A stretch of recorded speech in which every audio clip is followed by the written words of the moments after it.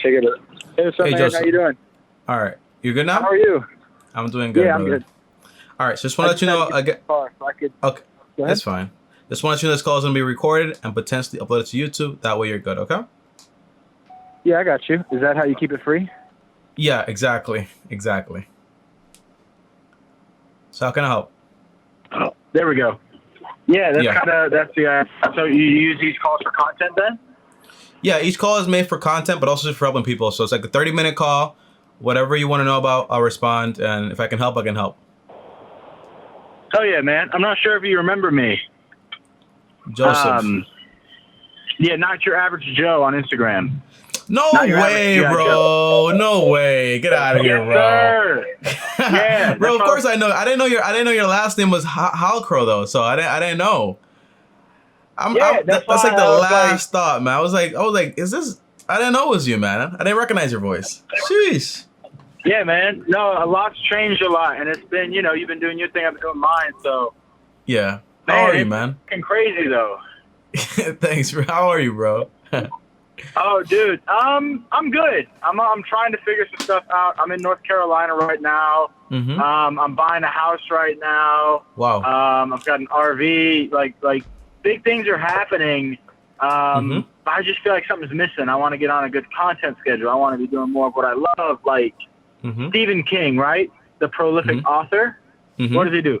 He's a writer, and he writes 10 pages every day, which is a novel every month, And so I'm looking for my version of that. And you said something this morning. I saw a piece of content you did this morning that I like.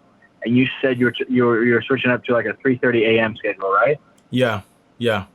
And you said you were tired, but what the power in it for you is that it allows you from like, you get that 30 minutes to kind of wake up and do whatever you're doing from 4 to like 8, right? You're able to just fucking work on separating yourself as far as finances, content, whatever. You're able to pop out these videos 4 hours. Yeah. So I could do that, make TikToks, figure out my Instagram posts, figure out my YouTube posts, and then have like a normal day grind and start filling my time with certain things. And so I like that idea a lot. All right, so let's buckle down here, right? The first one's gonna be, by the way, for any context here, I've known Joseph, or Joe as I call him, since I was making vlogs. So that's around 4 years ago, if I'm not mistaken, right?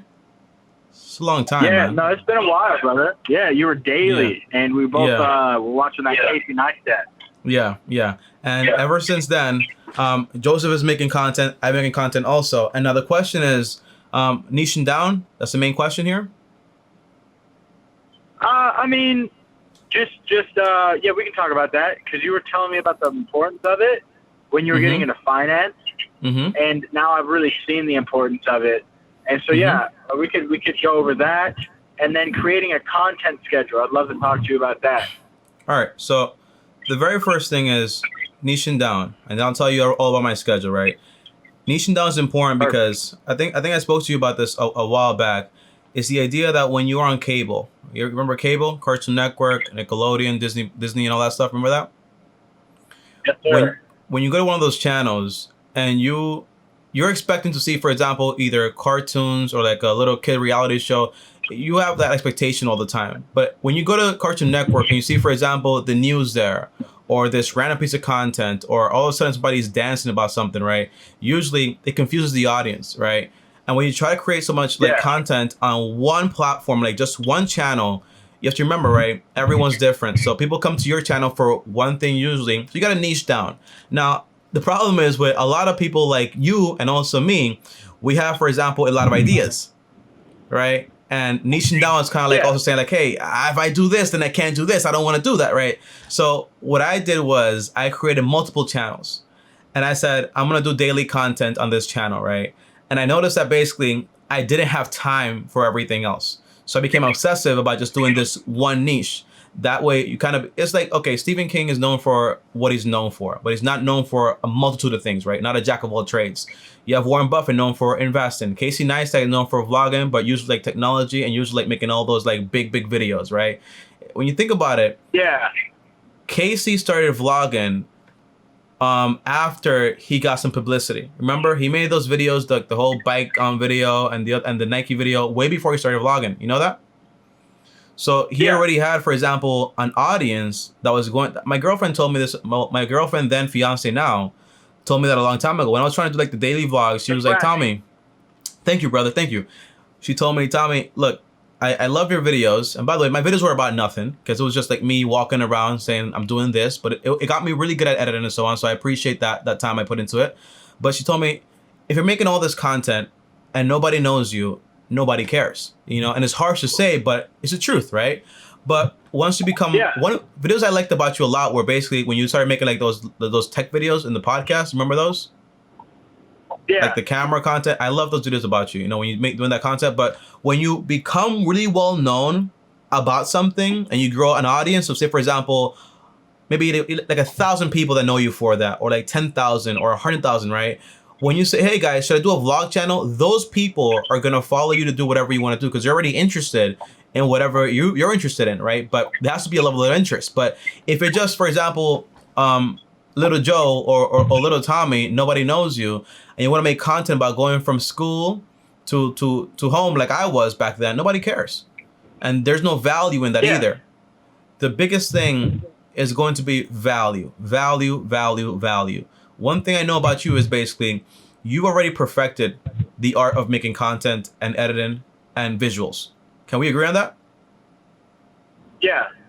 You've done a great job with that.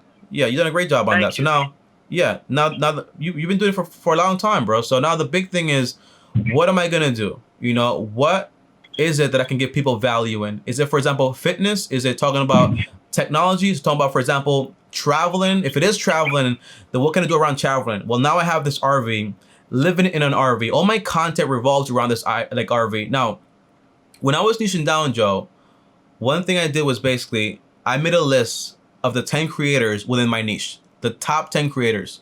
And I went through all of their content and I was like, so this is what they do. I went through their Instagram also. So this is what they post. And then I said, I'm going to do everything they do, but 10 times better. Well, not 10 times better, but just like improve it and improve it, right? So I would go to their videos, the most popular ones. Huh?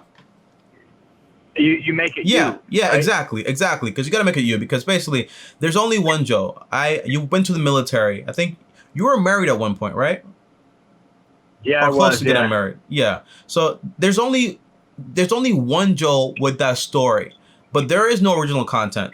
It's just about grabbing whatever it is that's out there and making it you within your niche. So for me, that's finance. So when I see a video, for example, on how to make money in a business, right? I share my stories. Hey guys, here's how I failed. Here's how I did this. But at the end of the day, it's just giving value within that. So if it's fitness, making it you with your personality. And you know, there's a curve, right? There's that 18 months curve.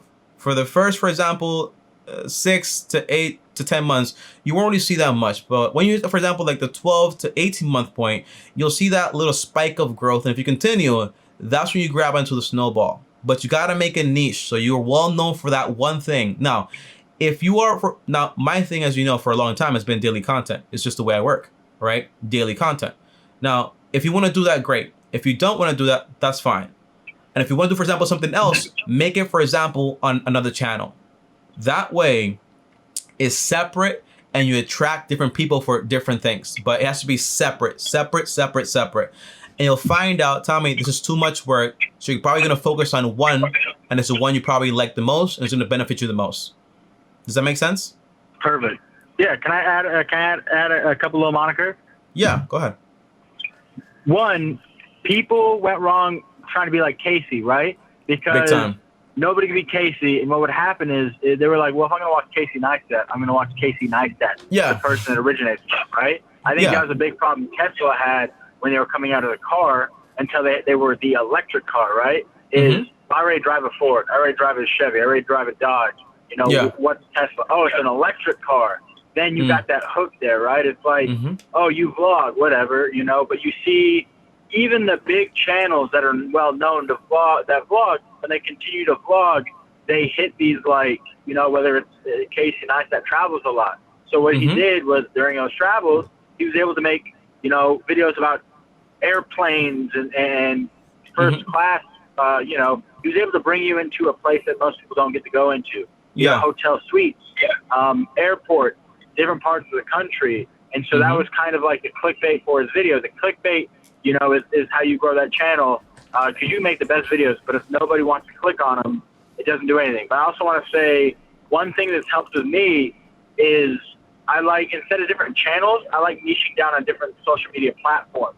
So my Instagram is just for my photography. My YouTube's like my filmmaking, travel, and vlogging. That's my niche on there. And I want to specify it even more. I just have to figure out what's going to happen going forward. And then my TikToks for like my comedy, right? Because I see a lot of people make the mistake of, you know, they're like, I'm going to post this on YouTube. I'm going to post it on Facebook. I'm going to post it on Instagram. But it's like, why would you punish these people? And why would you make them watch your video on every platform? If they've already seen the video, they're not going to watch. So, well, remember this, right, Joe? I don't mean to interrupt you there. But remember this, right? Look at, for example, Gary Vee, right? If you notice Gary Vee, he takes a 1 hour meet. The thing is, right, YouTube is long format content, usually no more than 18 minutes, right? Instagram is more like short bursts, right? TikTok is like really short, really like everything's right there, boom, boom, boom, boom, boom, right? Now what Gary Vee does is basically he grabs a 1 hour format and creates, for example, the videos that are each individualized for each platform. That's possible to do, you know? So the problem is when people try to be lazy. The lazy part is basically, I made a video on YouTube, I'll put it on Facebook, I'll put it on Instagram, I'll put it on TikTok. It doesn't work because every platform is different. I made that mistake also, right? But the core is, if you're gonna post on Instagram, it has to be the type of content. It could be, for example, recycled content, but it has to be the piece that fits in Instagram. If it's going to be, for example, on TikTok, it has to be the piece that fits on TikTok.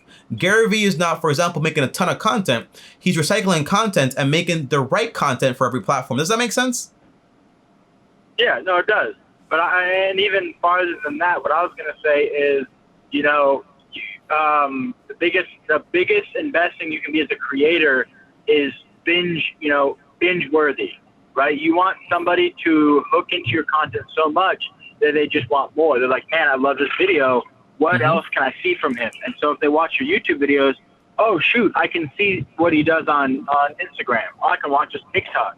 Or I can join the Facebook page. The more calls to action that you have and the more that they're willing to take, the better. Because if you have a course, boom, now you're making money off of somebody who just enjoys you and your content, right? And then that's when you can make, that's that 1,000 true fans kind of idea, where you make money, you sell merch, you sell a course, whatever else.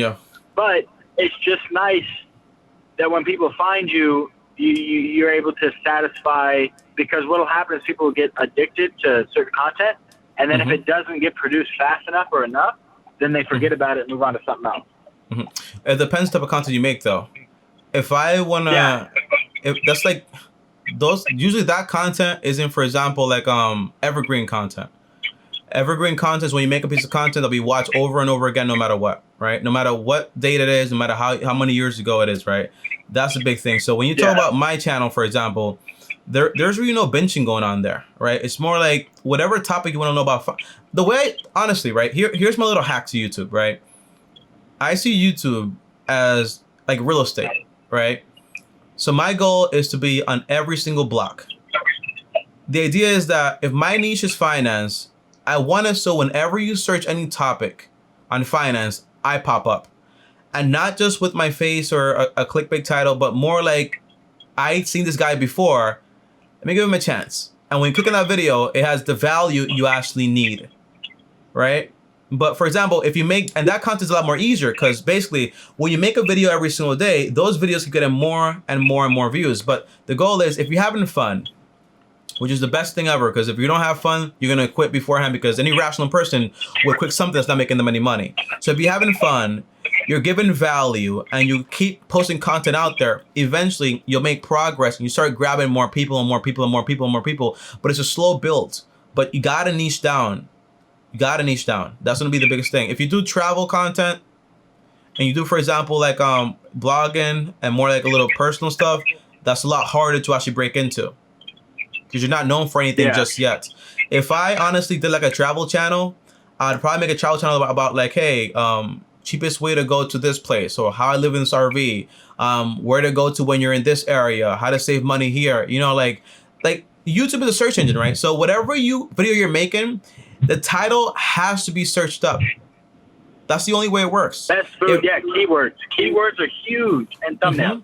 Yeah, thumbnails are huge too, but content and story is a lot more important. But for example, if I make a video, for example, how my day went today, right? Nobody cares. But if I say, for example, how to save money when you travel to Dallas, best restaurants to eat at when you go to Dallas, or when you go to North Carolina, whatever it is, right? People are looking that up. When YouTube shows it to them, they want to know about that, even though if they didn't even want to know about it, right? Because they're interested in it now, because it's a different state and all that stuff. So my advice would be, if you have this RV and you're going from state to state and doing all this extra stuff, right?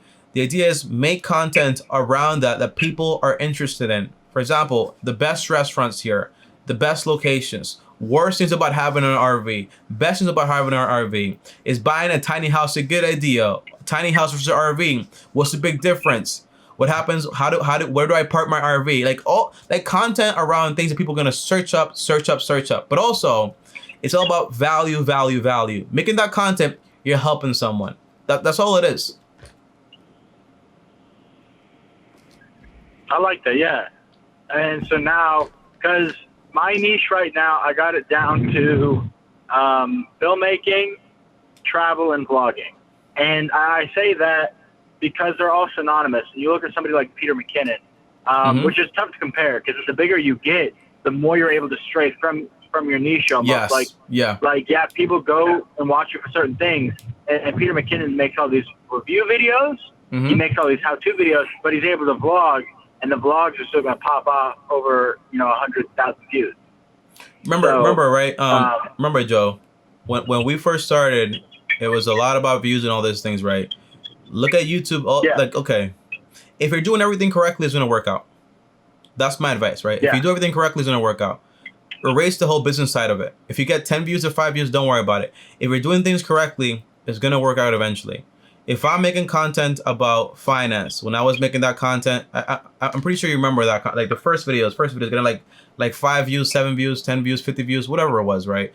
If I knew, hey, I'm optimizing correctly, I have a good description, I have good thumbnails, I have good content, the best I can possibly make it up to this point, I have good audio.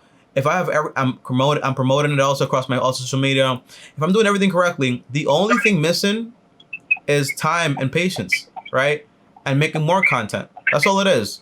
And once, for example, you catch that one video is gonna go ahead and transfer over to all your other content. People are gonna be interested in you now because they're like, oh, this guy has a bunch of content about all this travel stuff. But I would niche down, not honestly, I would make blogging separate from my travel channel. And my travel channel would have to be, for example, about things people are actually searching up. Okay. Yeah. I like that. That's, give it 18 months, man. You've been doing it like the way you're doing it now for 4 years, right? For a while. No, so if you look at my channel right now, I started getting some traction. I started niching down. I watched a free course Sean Cannell did, and I started getting into that niche. Yeah. The hard part with me though is my life changes so much. You know about the RV now, but I mean, have you noticed that my photography has been improving like exponentially? I've created my own presets. I've created my own LUTs. I've created, and so I put all these things into videos that I never thought about that have helped. You created what? And then I've got a video. I put a lot of things into videos and photos and everything that I never used to think about before. I learned. So, I mean, I'm investing into my channel now.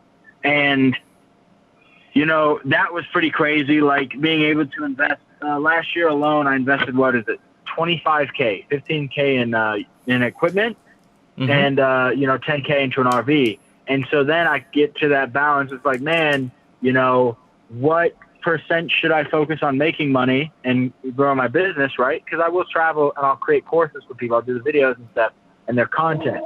And then what percent should I focus on YouTube? And then all of a sudden, I'm in one place. Like I said, I'm buying a house here, and I'll be in one place for a while, and I'll do all this great filmmaking content, but I'm in the RV, and there's RV content. And then all of a sudden, it's just there's so much change. I feel like the niche needs to stay the same, and that's where I'm having a hard time. Yes, because if you don't stick with that long enough, people lose interest, right? They look at you for the filmmaking, and so when you put the RV up, they're like, I don't care about the RV.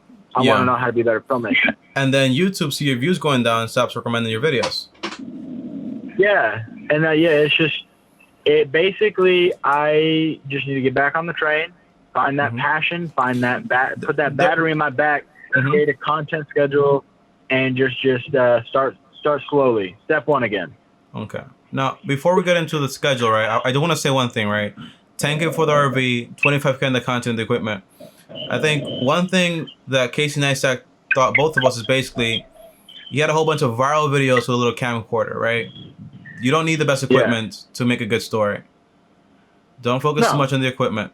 I mean, you have the equipment now. Cause I know also you used to use this equipment for like you did like professional photography also. So you got paid for that too, right? I did what? Professional photography also. So you got paid for that too, right?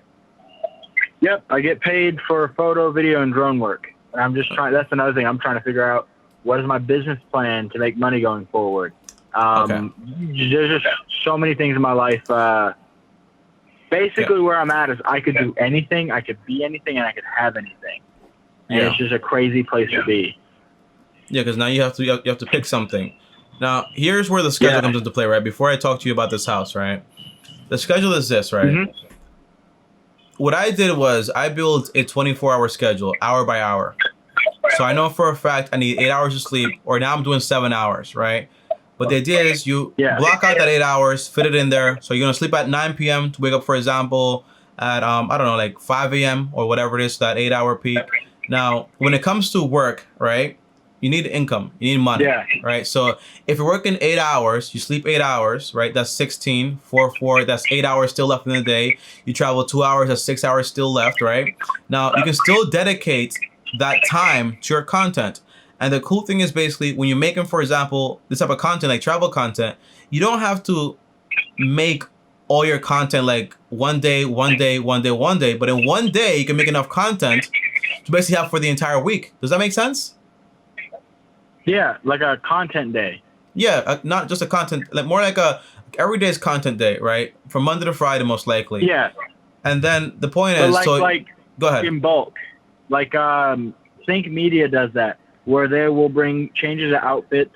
They will spend a day. They'll shoot thumbnails, and then they'll get the ideas. And basically, they break down the talking heads, and they talk about what they're going to do, and then they'll shoot the B-roll for it and make it look like they were 4 different videos shot at 4 different times.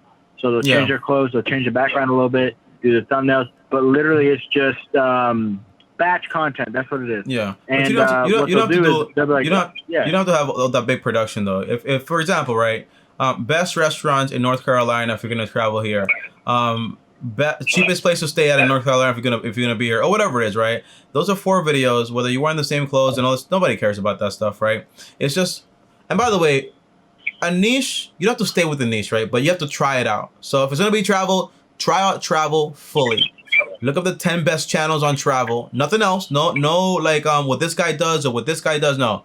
What are the best travel vloggers like actually doing, and how do they make their content? What are the most popular videos? Can I recreate those videos? And by the way, if you're on an RV, you can just travel there. You can be there. You can vlog your way over there. But remember, right? People are there for the value. The value is whatever the content is around. Include your personality, but your personality and your life isn't really, like, for example, the main focus. Does that make sense? Yeah. It's a part of it to make it, like, for example, if I'm watching a video on how to make money and this guy's only talking about, for example, about his mom and his house, I don't care. Like, I'm getting bored here. But if you include, for example, a little piece of you, it makes that person get to know you better, but you're also giving that person the content also. It's having this very good balance. So you niche down, you find the best content creators around that, you try it. Now, if in 18 months or 12 months, it doesn't work out, it's not making sense for you, try another niche. You try that niche, all right? But you niche down again. On another channel, by the way, don't delete the other videos. On another channel, you try that one out and see how it works out for you. The finance thing, for me, new channel? Yeah, new channel. Every niche needs a new channel. Don't mix it up. So if you notice, for example, the main I have 3 channels. I have a reaction channel where I react about things about finance, obviously. I have the Ask Bryson channel where I take calls like for 30 minutes and I'll talk to you guys directly. And I have, for example, the main channel where I answer, for example, more like bigger questions with finance. Right? But they're all separate. Okay. I got you. So just pick a niche and you niche down. Now when it comes again to the schedule, right? Make the 24-hour schedule. 8 hours of sleep. You did the military, so I don't know how much you probably don't need that many hours though, or do you?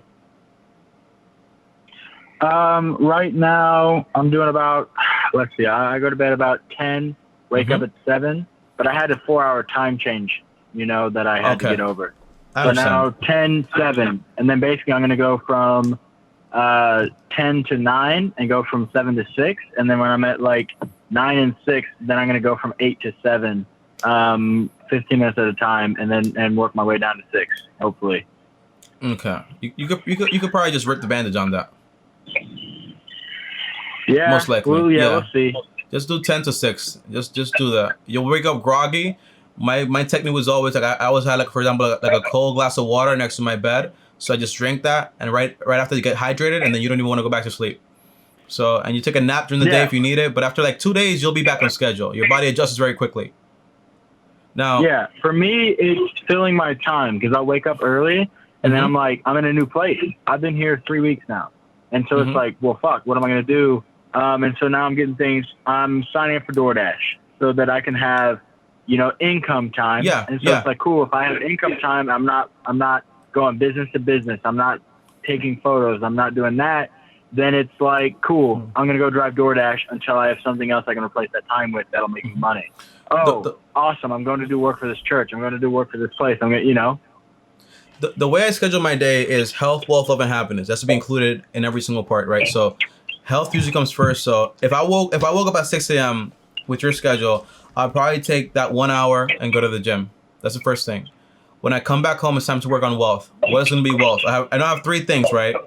I have, for example, my income job, what I actually want to do, and then thirdly, maybe something else you want to try, right? Maybe like a hobby or whatever it is, right? That might turn to something, but might not turn to something. You can erase it if you want to, right? But it's basically the income job and thing you actually want to do. So for you, it might be, hey, I'm working this. I remember you used to work at a gym too, right? When you came to New York City, if I'm not mistaken. Yeah, I used to. Man, I've done so many different things. Yeah. Listen, man, when you have such a vast experience of things, it pays off, right? In the end, because now you have all that stuff, you can put it into one bucket and basically give it to the people. But staying like that's going to be a problem, right? Because you have to niche down to something. That's what I'm saying here. So you have an income thing, and you have, for example, what you actually want to do, which is YouTube, right? So if YouTube's going to be, for example, travel, you block out, for example, 4 hours for that or 8 hours for that every single day. Your job thing, your income job, 4 hours for that or 8 hours for that, right? That's it. And one recommendation is don't have your phone around you. Get an extension and block out all the content you don't need to see on your computer so you don't get distracted. Yeah. And no matter how much you want to try different things out, just give this time to grow. I got you. It's tough though, because I see. Do you know who Brett Conti is? No, I don't know who that is. He's a New York cat. I love the content he's making. He's making money on YouTube and building a channel and building a business at the same time. And they're all working very well together, kind of like how Casey Neistat was able to do.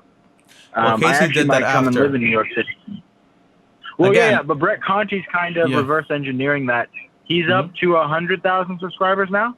But basically what he's doing is he's doing a lot of New York content. So he's creating like filmmaker content for New York, how to budget in New York City, how I make 25K on YouTube. Living in New York, a New York apartment tour, stuff like that. And so he's got his niche and everything. He's doing that, but he's able to have his YouTube channel and his business and him all work together. So he's able to create his content. He's able to go to work and make that money. Kind of do what you're talking about. What was that? That health, wealth, and happiness. Yeah, but you got to remember, right? That's that guy. Casey's Casey. You have to do what you have to do currently. So your journey is you got to niche down. You have to become an authority in whatever you're actually doing. The only reason you care about that guy is because basically he's an authority in whatever he's doing, right? And you have to be firm in whatever you're doing, right? So if you're in North Carolina, you're gonna stay there. You stay there for a while until this works out for you. Moving from here to the place you are is not gonna fix your problems. Whether you're here, California, or New York, the content is still on the internet. You're still the person making the content. Whether you're under a cave with internet and a camera, you're good to go no matter where you are. That's not the problem. The problem is going to be the content you create, niching down, and putting it out there and giving it enough time to actually grow. Now, before because we're out of time here, the house you're gonna buy, what's the details on that?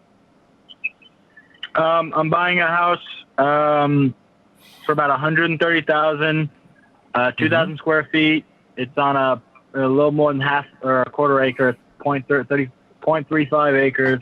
I can send you the listing. It's pretty dope. I'm using a VA loan to get it, so 0 down, no mortgage payment for 3 months, and basically I'm gonna use those 3 months to get things squared away in the house and do like the little things so that I can rent it out after I decide I want to travel again. All right, or so I just live there and grow some roots here. Yeah, here's what I do as far as like buying a house and what my rules are. Right, the rules are usually you put down 10 to 20%. Right, 20% so you can basically avoid private mortgage insurance, PMI. On top of that, the house I would buy would be, for example, on a 15-year mortgage that costs no more than 33% of my monthly income. If you are, for example, in North Carolina and you don't know if you're going to be there for a long time, I'd probably just rent an apartment and not get into this $130,000 loan or whatever it is. Okay, I'd probably just, for example, say, hey, I'm gonna rent here.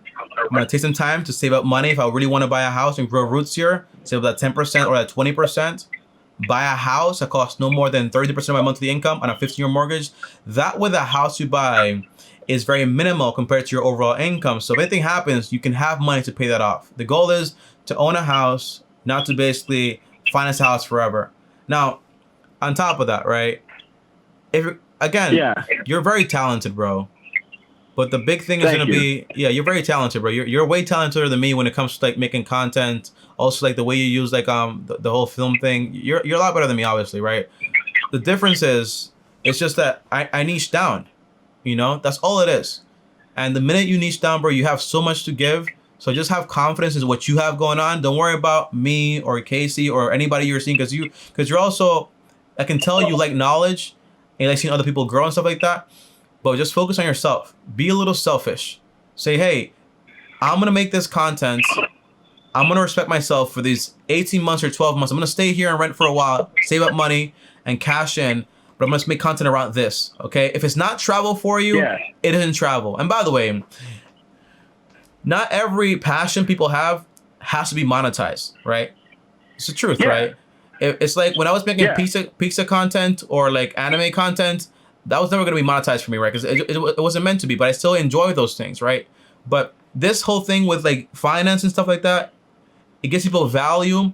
It costs a lot of money. The knowledge is very expensive to actually get. So if it turns out, hey, travel is something I enjoy, but won't make me money, that's fine too. Like keep making the content you enjoy making, right? But then understand that that's going to be basically like more like a hobby, and you need to find something else that's going to actually like make you some money in some way. But the only way to find out is to niche down and give that thing time to actually build. At least 18 months. That's all I want from you. Just 18 months of hardcore work. Making content. It doesn't have to be every single day, bro. It can be, for example, 5 days a week or 3 days a week. And you can make content every single day because you come from the vlogging days. So, but I would want you to start a little bit like softer. Like 3 days a week. So it gives you time to like have your job, have more balance in your life, and just like take care of everything. But once you niche down, bro, make content, and by the way, right, it's kind of like the scientific method, right? You'll never run out of ideas if basically, if you're making travel content, go to the travel like channels, look at the videos that do the most popular ones, recreate those ones with Joe personality and your stories, and make it better by reading the comments and saying, hey, this person missed this, and make just better content. But you know for a fact that video is proven to do well because basically it already did well for someone else, right? Does that make sense? Yeah. Hold on. Yeah. So you want to go to the channel, look up the most popular videos, and you'll have like hundreds or thousands of videos to actually recreate and make. You'll never run out of ideas. But when you make that content, usually for me, I remember Casey Neistat said that. He said, Tommy, I don't watch the content because I don't want to get influenced, but I look at the title, description, the comments, and I try to make a better video based on that. And do my own research. So who said that? Yeah, Casey said that. He said that a long time ago Casey Neistat said that when he was talking about when he first started doing the filmmaking, his friend and him making a film, and their friend watched a film based around that film and said, "No, you shouldn't watch that film because now that film is going to influence us." Does that make sense? Yeah. Yeah. Did you ever end up meeting him? I met Sam Sheffer, surprisingly, but I never met Casey, and I'm glad I didn't. It wasn't time. Yeah. So don't get wrapped up or influenced by the content. By other people. What'd you say? Yeah. So basically, you don't want to watch the video. What you were saying, to finish that off. Yeah. So don't watch the video, but what? You don't want to watch the video. You want to read the comments to get the overall idea of the video, what they were actually doing. This is the way my mind works, right? If you can watch the video and I'll be influenced by it, great. But for me, if I watch the video, I feel like my video is going to be like a remake of that video. But for me, I click the video, look at the title, the description, SEO optimization, the comments, and then I do my own research based around that topic, and I recreate that video with everything missing from that video, and I just make a better video, and I upload it. Now, if you do this, and you have the 10 top channels, you can make, for example, a video a day for the next 2 years and not run out of content. Content has been proven to actually do well. Yeah. But don't buy a house right now, man. So yeah, I like that. And don't buy a house if you can't put down at least like 10-20%. Okay? No, so basically what I'm doing, right? I'm using a VA loan. And so I'll have $10K in my bank account in about a week, a little under. I'm almost there. I'm just waiting for the last payment, and then I'll have that in my money market savings account. What's your monthly income? So I'll be able to make monthly income. Mm-hmm. It depends, about 2K. About 2K. So if we use that math right there, right? $2,000, and you can't spend more than 33% of your monthly income, right? That's around $660. Now, when I say 33%, I mean, for example, the mortgage, the insurance, the taxes, the maintenance of the property, and also potentially the HOA fee.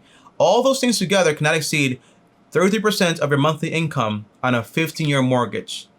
If you're making 2K right now, right, most likely that's not going to be the case. You buying a house, again, you can buy a house, but you can't buy a home. Just like take it easy right now, rent something out, save more money, build up your income, and when you can afford it, then you go ahead and buy a house. When you buy a house that way on a 15-year mortgage, you can afford to go ahead and pay it off in full. And that way, now you have this property that's yours in full and clear. And now you can just make content there as much as you want to, just focus on what you actually want to. And by the way, when your expenses are so low, right, it allows you the option not to have to work a job you don't like anymore and just focus on making your content if it doesn't make you that much money, but it makes you enough to basically get by in life. Does that make sense? Yeah, I got you. But here's the idea, and this is what I'm doing. I'm in a military town. I was stationed in this town. Well, not this town, but the town next to it, and that's why I'm buying the house here. F-35s are coming in, and people need places to rent. So right now, the market here, the housing market, is going crazy. People are selling houses for more than they bought them like crazy, and there's a lot of houses for sale, but there's not a lot of places to rent. I'm getting this house, and I'm going to turn it. I'm going to flip it. So I'm buying it for $130. And it's in a neighborhood. The house across the street from me is a $500,000 house. And basically the reason the guy's not charging more, his wife was disabled. She passed away. He just wants out of the house. He didn't get it sale ready. So the tile on the floor is disgusting green. He's got this wood cabin feel in there, and the kitchen's kind of closed off. I go in there. I fix a couple things. I'm able to rent it out. So my mortgage with everything included is probably about $850. Right? And if I'm staying in an RV park, it's going to be about $500 anyway. But this way, I'm able to go in there, paint the walls a certain color, replace some tile with some like wood laminate or something like that, make it feel homey, open it up a little bit. You know how to do that, basic budget. Huh? You know how to do that stuff? Yeah, that's simple. That's simple stuff. And my buddy, I've been helping him. I just helped him. I was helping him renovate a house. So we did all the painting on the inside. The only difference is that one was a stick built, so it had drywall. Mine's brick built, so it's got cinder blocks. So I just have to make sure I get the cement paint. And, you know, anything's a YouTube video away. If I dedicate a weekend to painting something, and I use half a Friday to figure out how to do it, and then Saturday, Sunday to doing it, I'll be good. But like I said, just basic things. I rent it out. Military's here for you know, they have 4-year contracts. So So you sound like you know a lot about real estate. My buddy's really good at real estate. I do all right. I wanted to do this before, but it was a $150,000 house. I was only pre-approved for 125, so it didn't work out. I got the RV. Now I'm here, and now everything's working out. I'm actually closing on this home. We've already went through everything. Basically, where we're at, we did all the inspections and the appraisal. Keep in mind, in this market, the appraisal through the VA, which is the biggest stickler with buying homes, they appraise that house for more than I'm offering, and no repairs. So that's huge, you know. So at the very least, if I get in there right now and sell it right now, just fixing a couple things like the colors and making it sell ready, I can sell it for at least 135. Let me just say one thing here, right? 130. This one, right? When things look good, they look good, and we tend not to see the problems with it, right? The big risk is here. If you buy this home, it doesn't go your way, now you're stuck with it, okay? And if you sell it, you might lose a lot of money. It all depends, right? Things can go your way, and they can go the wrong way. Now, again, just always weigh the pros and weigh the cons. Me personally, I wouldn't buy something I can't afford. I would just be a little bit more patient. If you feel like basically is like a one-time opportunity, you can verify with all the facts in the world, and it make a lot of sense for you, and you don't mind the risk, that's fine too, you know? But it's all up to you on how you want to do it. But that would just be... I've got enough savings to pay the mortgage for the next year, if at the very least. And I've got a fixed income right now. From the military, I collect disability, so that money's not going away. You collect $2K in disability? About $1,800. I just said $2K is kind of an average. Yeah, I can really grind out on, you know, Grubhub or DoorDash or whatever. I mean, the required income for 33% would be somewhere around like $2,500. If you're spending if the mortgage and everything is like $800, if you can get your income to that, it's fine, you know. But again, this would be on a 15-year mortgage. I'm guessing you got it on a 30-year mortgage, right? Yeah. Yeah, so that's the thing, you know. The goal for me, at least, is like... I'm not gonna have it because that's a lot of interest. The goal is have it, rent it out for the next year, have somebody, you know, make a passive income stream. So if the mortgage is $850, I'm renting out for $1,200. I'm making like $250, you know, every month, and that $250 goes into an account so that when I get back into that house, right, in a year or two or however long they sign it, I get into that house, and then it becomes, am I going to live, rent, or sell? And then that's just going to be the question every time that comes up. And then I use that money for new appliances, for new paint, for new whatever, additions, for like little stuff. You know, you go to Lowe's, you can renovate a bathroom pretty easy and pretty cheap for like $2,000. You know, you get a whole bathroom set, plumbing, whatever. But what's cool is I can charge way more for that house if I do two things. And so it's listed as a 2-bedroom, 2-bath right now because it's on a septic tank. I connect to the city, and all of a sudden it's a 4-bedroom. 2-bath. Right now it's got 4 bathrooms. It's got the master, the original bathroom, and then he has 2 bathrooms set up in the rooms because his wife is disabled. But I'm taking those out, and I'm going to make it a 4-bedroom, 2-bath. Right there, property value goes up. How much is it going to cost? That's what. For what? For all those remodeling. To take the bathrooms out, they're just set up with PVC, so it'll be easy to remove. I can do it myself. Like everything you're saying, like the whole remodel, like the adding of the extra bedroom, changing the kitchen, changing the tiles, like all that. How much is that gonna cost? So the bedroom's already there. They weren't able to list them because of the septic tank. It only rates 2 rooms, but you hook up to the city sewer, and then all of a sudden you can claim 4 bedrooms because there is 4 bedrooms there, and I believe that'll be about 12,000. But the amount that you'll be able to resell it for will be more than that. You said 135. It's 130. I'm buying it for 130, and we're also gonna have him do some repairs on, or we're gonna negotiate him fixing a couple things. So let's say you're all in on 145 on this property after you've done everything, and you sell it for like 155 or whatever. The big thing is, Joe, right? Just be careful playing this game, right? The game I play now is a lot more different. It's just, for example, when I buy my first property, with the whole formula I gave you, I pay it off in 7 to 10 years by paying extra money towards the mortgage. Once that's done, if I want to do real estate investing, I can do it if I want to, right? But the idea is, if something does go wrong, you get some vacancies here and there. Your RV breaks down, you have a crazy emergency, whatever happens, and things go up like crazy. You don't know what's gonna happen. So just be very, very careful with that stuff. Or your dog gets sick, you need something, you know. So just make sure if you can back out of this deal, that's what I'll probably do. But if you want to go through it and you want to go through everything, understand all the costs gonna happen with it. Okay. That's all it is. Oh yeah, absolutely. Yeah. Right now, so I'll say this. The reason why I want this house so bad, my buddy put me onto this house, and it's something he wanted. He's selling his house. He bought his house for, what is it? He's real good with real estate, 180, and he's selling it for 300. And what you're doing, this is called a bias. It's called confirmation bias. When you look for information that confirms everything that you want to do.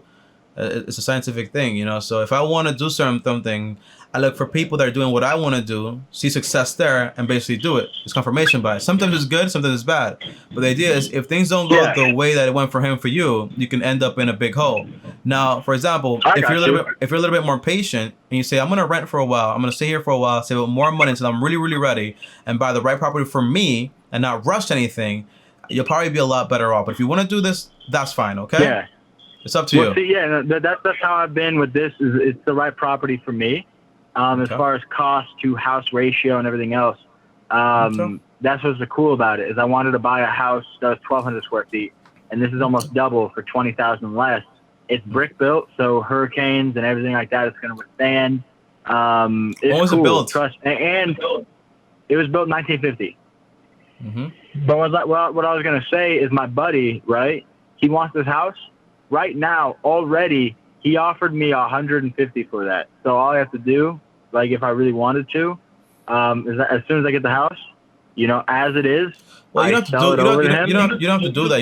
You can just wholesale it to him, because you already have the contract. So you can just say, hey, can I get a contract, and then you can just switch it over to him if he really wants to do that. And that way you just like you pocket the cash and you're done there. That's what probably I would do. Don't take on this huge liability, bro. If it doesn't turn out for you, you're gonna be in trouble. Okay. I got you. It's just a military town, so rent right there is pretty secure, and it's over by the base. Yeah, it could be, but but it's not always like that. You know what I mean? The goal is that whenever you go into something, you want to make sure it's like it's the highest level of security for you, and your income is not there right now. That's my main worry. Okay. I got you, man. Yeah. Well, thank you. Yeah. So this call was amazing. If you, I would like to talk to you maybe like in another a month or 2 months to see exactly like how you're doing with the channel and so on. I'll see you on Instagram either way to see how your content is going and so on. But I'm interested to see what you actually do. Okay. Perfect, brother. All right. We can do that, and I'm excited. Thanks, man. All right. Thanks for the call, man. Have fun. Thank you. Hey, I'll talk to you soon. All right. Peace out, man. Bye. All right, guys. So that right there was Ashley Joe, a very, very, very, very, very, very, very old friend. What do I think here, Tommy? The answer is I'm not biased with anyone. I say what I say to my friends, to my family, and to you guys. And that's why when I tell you something, it's not because I don't know you guys, because basically it's what I would tell my friend. You know, this house is probably going to be a mistake. The channel on YouTube is actually, this guy is great at making content. The big problem is niching down and actually making content specific to what he wants to make content about. When you're this talented, you have all these ideas, it's very hard to just niche down. Tommy, I want to be here, I want to buy a house, but I also want to be in New York, but I also want to be in my RV. It's a lot of things going on here, okay? Usually, you want to niche down, you want to balance out and get some stability. Stability is not always that bad, okay? Having stability gives the ability to go ahead and make a success out of whatever you want to be successful for. Warren Buffett, think about him. Investing. Bill Gates, think about him. Microsoft.